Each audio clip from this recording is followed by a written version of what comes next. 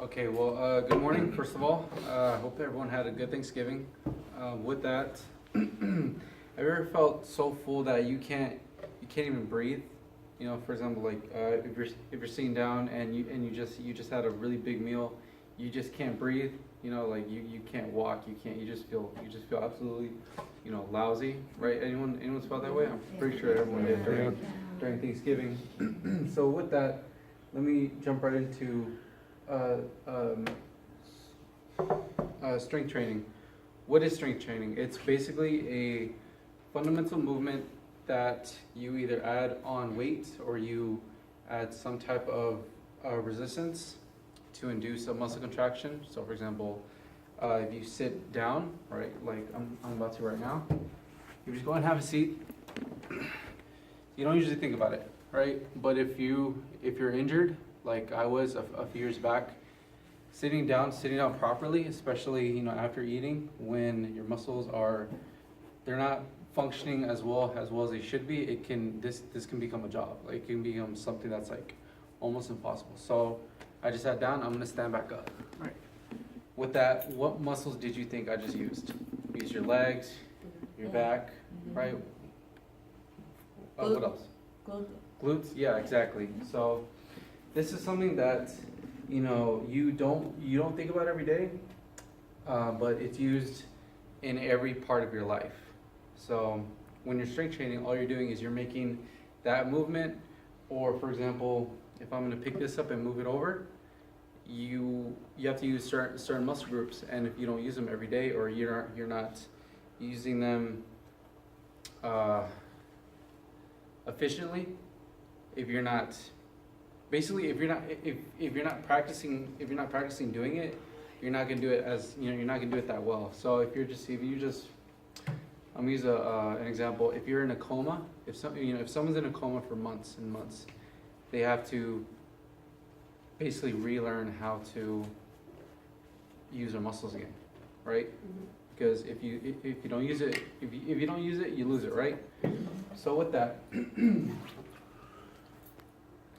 why do it? What are the benefits to it? Maintaining bone density. We're all gonna get old someday.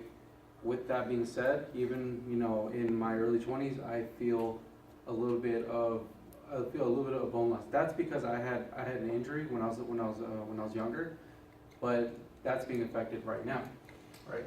So with that, I'm going into less risk of osteoporosis.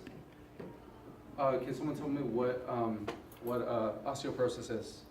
Nurses here? Anyone? Osteoporosis with the bone? Yeah. Yes?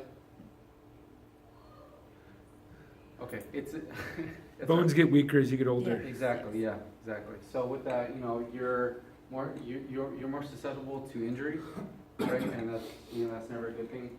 You're preventing loss of muscle strength. So we don't use we don't use bones to lift things up. We use muscles, right? And if we start demanding the bones to do what the muscles are supposed to do, that's when injury starts to come into play. Decrease joint pain, better posture, and keeps you in shape, right? So when you sit down, you sit down correctly, you walk correctly. When you're gonna pick up your niece, your nephew, your son, your grandson, you pick them up correctly, and you don't throw out your back. Maintaining functionality. Exactly what I said. Exactly like my my example of sitting down. You have to do it correctly. If not, then things can start to go wrong. Speeding up metabolism. Nobody wants to gain weight, right? It doesn't look good. You don't feel good, especially during Thanksgiving. You want to make sure you have a really fast metabolism. And increase energy levels.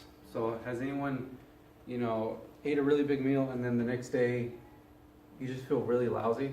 Yes. Right? So this not only affects people here in the U.S., in Loma Linda, California. This affects the whole world. So I'm just gonna use two statistics that were brought up. I mentioned osteoporosis, but I didn't mention diabetes. But obviously, with the weight gain comes in diabetes, pre-diabetic, and full-blown diabetes. So the first statistics is the number of people with diabetes has risen a lot, obviously. So, you know, with fast food, with, you know, things becoming faster now, everyone wants it now, everyone wants food delivered, for example. You know, Uber Eats, that's gone really popular. Office jobs are much more popular, especially with, you know, technology being such a huge part of our world. It's increased from 108 million in the 80s to a little bit over 400 million in just 4 years ago. So what is that? Four times, 3.5 times? It's ridiculous. And to put things into perspective, those numbers, that's all of Canada and the U.S. put together. We live in California. We know how many people are in California alone. Now let's add that plus 2 whole countries. Or let's talk about an entire continent. The entire continent of Africa. If you put all the people worldwide, obviously 1 in 3 women and 1 in 5 men over the age of 50 will have or have experienced some type of osteoporotic fractures. You know, muscles weakening from just doing everyday things. Say, for example, you want to pick up your grandchild or even your son, if they're at a certain age, you're going to have trouble doing that. That's enough people to fill up the entire continent of Africa. So as you can see, we have the whole world here. We already have people with one condition here. We have people with another condition filling up this entire continent. It affects everybody. So with that, I hope I brought into mind somebody, for example, yourself, a loved one. As I said earlier, we're all gonna get old. It's just one of those facts of life. Think of somebody who's constantly complaining about pain. So, for example, I did a few years ago. Like I said, I had an injury. Every single day I was complaining about pain. It was hard to walk. I used a walker for some point, but I'm gonna touch into that a little bit later. I'm sure some of you, at some point, you know, had an injury or, you know, wake up out of bed and you feel really stiff. Your back's, your back's aching, your knees, something like that. More strength, less pain, right? So I mentioned that if I'm gonna pick this up, right, I'm going to demand my body's going to demand the muscles to do it, not the joints, not your elbow, your shoulders. Think about it. If you have less muscles, you can't do this as often. You can't do it as efficiently. You're gonna start demanding your wrist to do it. You're gonna start getting, carpal tunnel. Your elbows are gonna start aching. It just it causes for a chain effect that is really hard to get out of. Am I right? Everyday movements to master. So as I mentioned, just sitting down, walking. Okay, I'm gonna go through a list. Squatting, for example, if you're picking up a box off the floor, I saw that Gene had a lot of stuff downstairs. I'm sure that that he's had help doing it, but for example, say someone there has a bad back, or wasn't, for example, didn't warm up in the morning, didn't go for their walk. If you're gonna go ahead and pick something up and you do it incorrectly, you throw your back out and your whole day is gone, or even your week in some cases. Your lunch. We all take the stairs, right? The elevator is broken right now, so everyone's taking the stairs. And you don't pay attention to it, but if you think about, if you're walking up and down the stairs, essentially you're doing a lunge, right? A push, pull. You're throwing a ball, putting on some socks, pushing over a chair. You're helping your friend push over a table. This is all stuff that is applied into everyday life, and we take it for granted. We do it so often that we don't understand the full gravity of the situation, that we have to be able to do it efficiently. We have to be able to do it safely, because if not, then you're gonna get hurt. The hinge. It says right here, bending over to tie over your shoe, bending over to I've used the example already, to pick up your grandkid, your son even. Twisting.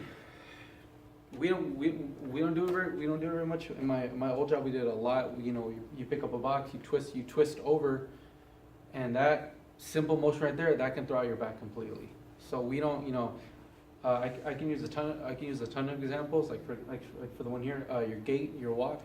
We walk every single day. We all know this. So this is stuff that, you know, as I mentioned, we take for granted. We don't understand how severe this can be until, you know, later in life, where we just, you know, we throw out our back. We need hip replacement even. You know, things can get more and more severe.